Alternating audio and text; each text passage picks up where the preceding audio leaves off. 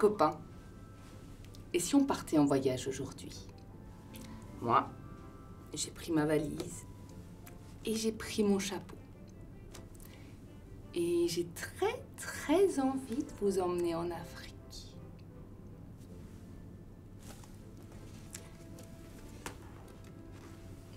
Comment est-ce qu'on fait pour partir en voyage?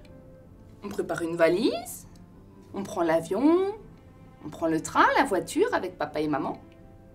Ça, c'est la première façon. Mais il y a une deuxième façon. C'est de partir en voyage en imaginant. J'imagine que je suis en Afrique. Je ferme les yeux, je reste où je suis. Et lorsque j'ouvre les yeux, je reviens. C'est cette façon-là qu'on va essayer de faire aujourd'hui. Ici, dans ma boîte, se cache une histoire. C'est l'histoire du voyage en Afrique. J'ouvre la boîte.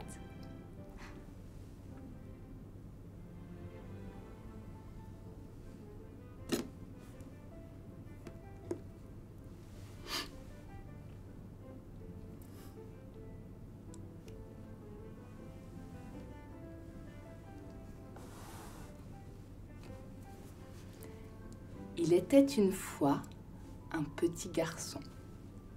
Il était une fois un petit garçon qui s'ennuyait.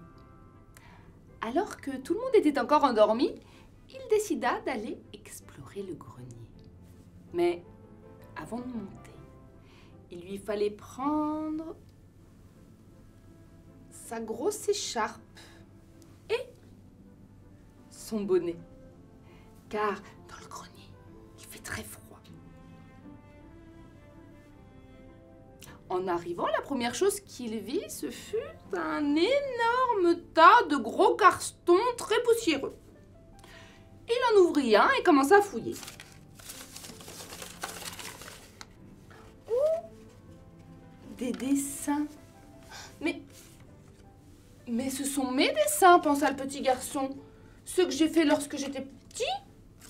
Oh là, j'ai fait l'arbre du jardin. Et là, oh, un panier de fruits. Il fouilla encore dans le carton. Il sentit quelque chose au fond. Une chose dure et lisse, agréable à toucher. Il sortit la chose du carton. Une sphère. Une petite sphère pleine de poussière. Il souffla dessus avec force.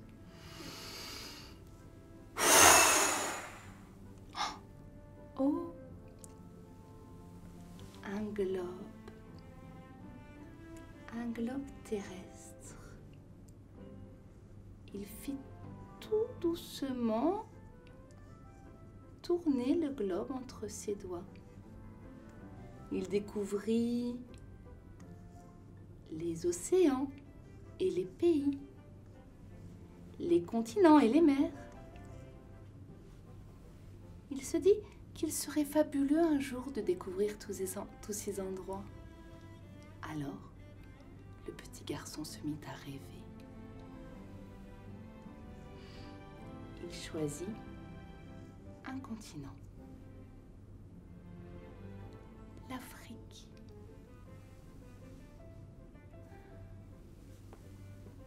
Que pourrait-il voir en Afrique?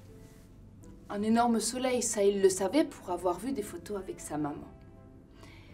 Il connaissait aussi les animaux de la savane africaine, il les avait déjà vus au zoo.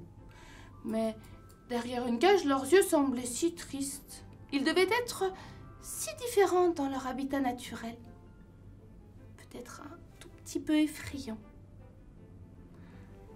Alors le petit garçon imagina.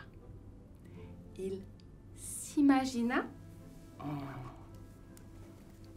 explorateur, expert des animaux d'Afrique. Il s'imagina observer les troupeaux de zèbres paissant tranquillement dans la savane herbeuse leurs belles rayures les protégeant des redoutables piqûres d'insectes. Il s'imagina veiller de loin au bien-être des redoutables crocodiles à la mâchoire puissante, aussi agiles dans l'eau que maladroits sur la terre ferme.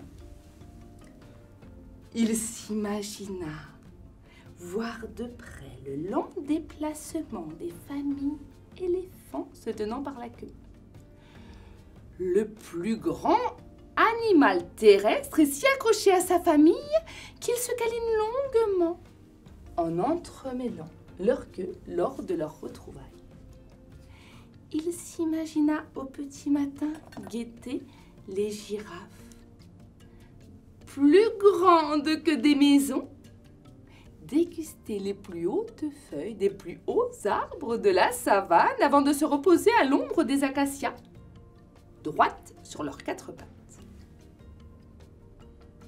Il s'imagina observer le lion, qu'on nomme roi des animaux grâce à sa crinière flamboyante, langoureusement allongé sous un arbre, fatigué d'avoir passé la nuit à protéger son camp, attendant que la lionne revienne de la chasse.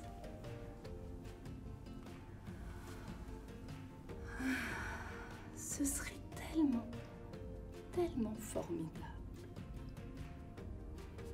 Tout à coup, il entendit une faible voix venue de la cuisine. C'était sa maman qui l'appelait pour prendre son petit déjeuner. Le petit garçon reprit le globe entre ses doigts, chercha le Luxembourg et le pointa du doigt. Puis, il quitta avec regret sa rêverie, redescendit l'échelle et s'assit à table pour son petit déjeuner.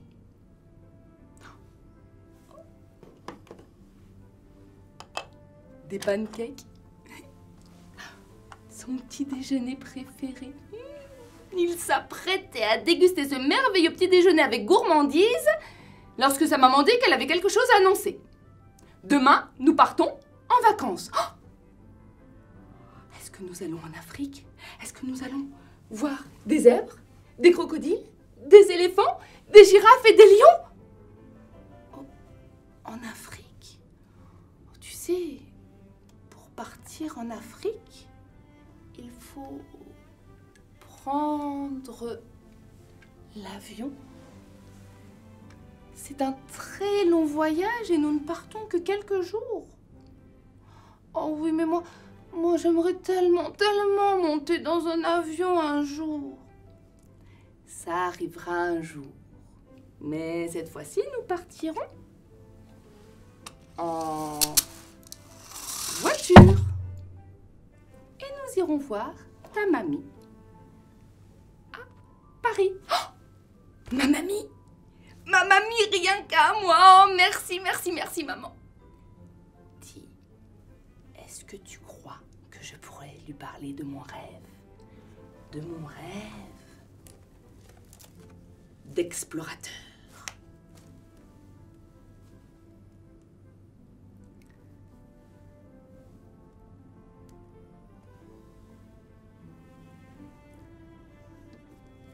Et voilà les copains.